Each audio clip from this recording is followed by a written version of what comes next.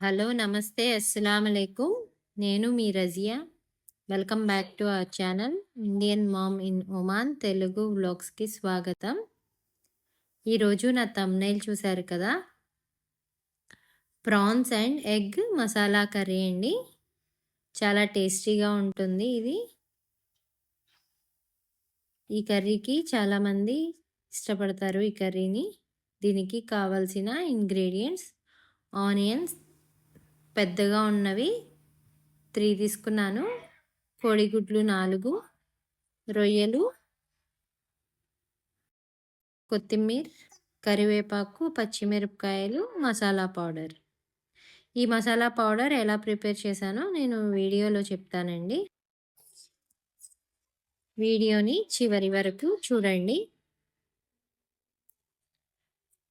ముందుగా మనం ఒక బౌల్ని తీసుకుని ఆ బౌల్లో ఆయిల్ వేసుకోవాలి. ఆయిల్ కొంచెం ఎక్కువగానే పడుతుందండి ఇందులో. ఎప్పుడైనా మనం గ్రేవీ కర్రీలో ఆనియన్స్ అనేవి కొంచెం పల్చగా కట్ చేసుకుంటే గ్రేవీ అనేది చాలా బాగా వస్తుందండి. అవి త్వరగా వేగిపోయి ఆనియన్స్ అనేవి గ్రేవీ చక్కగా ముద్దలాగా వస్తుంది. ఈ ఆనియన్స్ని బాగా మెత్తగా మగ్గించుకోవాలి. ఆనియన్స్ వేగేటప్పుడు కొద్దిగా సాల్ట్ వేసుకోండి, చాలా త్వరగా మగ్గుతాయి సాల్ట్ వేసుకుంటే.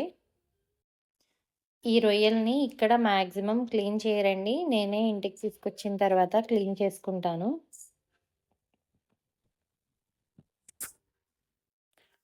పెద్ద రొయ్యలు అనుకుంటాంలే కానీ చిన్న రొయ్యలే చాలా టేస్టీగా ఉంటాయండి. మన సైడ్ దొరికే రొయ్యలు ఇక్కడ చిన్న రొయ్యలు దొరకవు, పెద్ద రొయ్యలే దొరుకుతాయి. చిన్న రొయ్యలు అయితే చక్కగా కూరగాయల్లో వాటిలో వేసుకుంటే, ఇలా ఎగ్ కర్రీలో అలా వేసుకుని చేసుకుంటే చాలా టేస్టీగా ఉంటాయి. ఈ పెద్ద రొయ్యలు ఓన్లీ మనం ఫ్రైకి అలా యూస్ చేసుకోవచ్చు. ఇప్పుడు మ్యాక్సిమం రొయ్యల పచ్చడి, చికెన్ పచ్చడి అనేవి చాలా ఫేమస్ అయిపోయినాయి కదా. వీటన్నిటికీ ఇప్పుడు ఈ చిన్న రొయ్యల్ని యూస్ చేస్తున్నారు. చిన్న రొయ్యలు అయితేనే కొంచెం కాస్ట్ తక్కువగా ఉంటున్నాయి కదా, అందుకోసం బిజినెస్ చేసే వాళ్ళందరూ కూడా చిన్న రొయ్యలనే మ్యాక్సిమం యూస్ చేస్తున్నారు. మా మమ్మీ మేము చిన్నప్పుడే రొయ్యల పచ్చడి, చికెన్ పచ్చడి, మటన్ పచ్చడి అలా పట్టేవాళ్ళు. అప్పుడు మేము ఆ రొయ్యలు ఆ ముక్కలన్నీ కూడా తినేసేవాళ్ళం. ఆ పచ్చడి గ్రేవీ అలానే ఉండేది. చిన్నప్పుడు కారంగా ఉండేది అని చెప్పి గ్రేవీస్ అంత ఎక్కువగా తినేవాళ్ళం కాదు. ఇప్పుడు నేను ఇటు సైడ్ వస్తున్నప్పుడు కూడా మా మమ్మీ ఇలా పచ్చళ్ళు చేసి పెడుతూ ఉంటారు,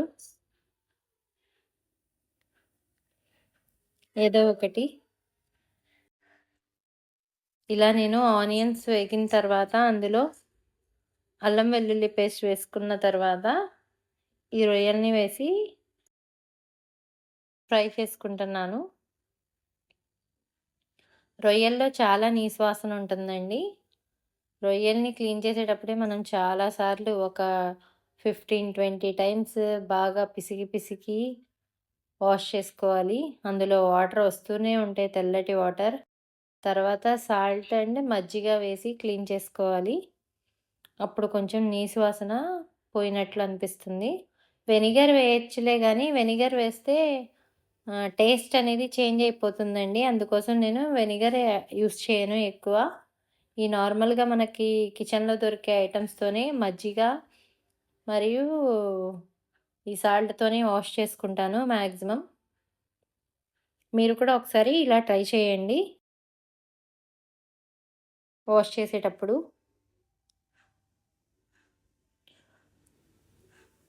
ఈ రొయ్యల క్లీనింగ్కి ఖచ్చితంగా మనకి గోర్లు ఉండాలండి. మన బొటన వేలికి గోరుంటే చక్కగా ఈజీగా రొయ్యల పని అయిపోతుంది. గోర్లు లేకపోతే కష్టమే,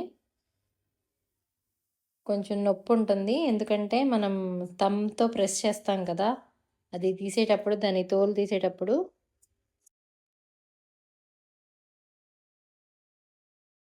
నేను మ్యాక్సిమం మా మమ్మీ, మా నానమ్మ క్లీన్ చేసేటప్పుడే వాళ్ళ దగ్గర నుంచి చూసి నేర్చుకునేదాన్ని. నేర్చుకున్నాను అన్నీ ఇలా చేయటం. అప్పుడు చేస్తామంటే వాళ్ళు ఒప్పుకోలేదు. ఇప్పుడు వద్దనుకున్నా తప్పట్లేదు చేసుకోవడం. ఈ మసాలా అనేది నేను ఎలా ప్రిపేర్ చేసుకున్నానంటే, మసాలా కోసం ముందుగా నేను ధనియాలు, జీలకర్ర 1 టేబుల్ స్పూన్ తీసుకొని వేయించుకున్నానండి. అందులో ఎండు కొబ్బరి కూడా వేశాను. తర్వాత ఆ 3 నేను మిక్సీ చేసుకున్నాను. ఆ పౌడరే ఇందులో వేశాను. ధనియా, జీలకర్ర మరియు ఎండు కొబ్బరి పౌడర్. మీ దగ్గర గసగసాలు దొరుకుతాయి కదా! మీరు గసగసాలు కూడా యాడ్ చేసుకోవచ్చు. ఇది మగ్గిన తర్వాత ఇందులో ఇంకా వాటర్ వేసుకోవడమేనండి. ఈ గ్రేవీ కర్రీని మనం రైస్‌లో గానీ, రోటీలో గానీ యూజ్ చేసుకోవచ్చు. ఈ మసాలా మొత్తం ఆ ఎగ్‌కి పట్టి చాలా టేస్టీగా అనిపిస్తుందండి. ఈ కర్రీ చేసేటప్పుడు నాకు మాక్సిమం మా కజినే గుర్తొస్తుంది నాకు. తనకి ఈ కర్రీ అంటే చాలా ఇష్టపడేది తను.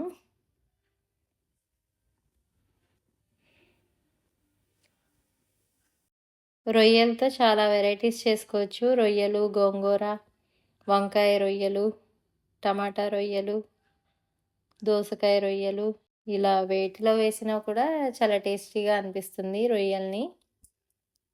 చిన్న చిన్న రొయ్యలు చెప్పాను కదా ఇందాక. చిన్న చిన్న రొయ్యలైతే ఇంకా టేస్ట్ అనిపిస్తుంది. కానీ ఆ చిన్న రొయ్యల్ని ఒలుచుకోవడానికి చాలా టైం పడుతుంది. ఎంత టైం పట్టినా కూడా ఆ టేస్టే వేరు. ఎగ్స్ వేసేసిన తర్వాత కర్రీ దగ్గరకొచ్చేసిన తర్వాత అందులో నేను కొత్తిమీర యాడ్ చేసుకుంటున్నాను. ఎగ్స్‌ని ముందే బాయిల్ చేసుకొని ఒలుచుకొని పెట్టుకోండి.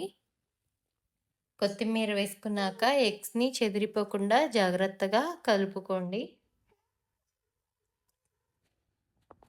ఈ ఎగ్స్‌కి మసాలా మొత్తం పట్టి ఎగ్ అనేది చాలా టేస్టీగా అనిపిస్తుంది. తప్పకుండా మీరు ఈ రెసిపీని మిస్ అవ్వకుండా ప్రిపేర్ చేయండి.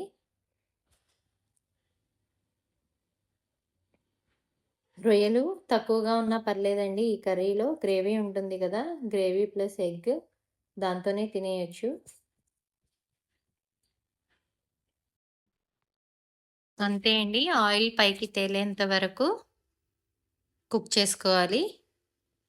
చూడండి ఆయిల్ అనేది పైకొచ్చింది. మనకెంతైతే గ్రేవీ కావాలో అంతే గ్రేవీనే వచ్చింది. ఓకే అండి. మరొక రెసిపీతో మళ్ళీ కలుద్దాం. అంతవరకు సెలవు. బాయ్. అల్లా హాఫీజ్.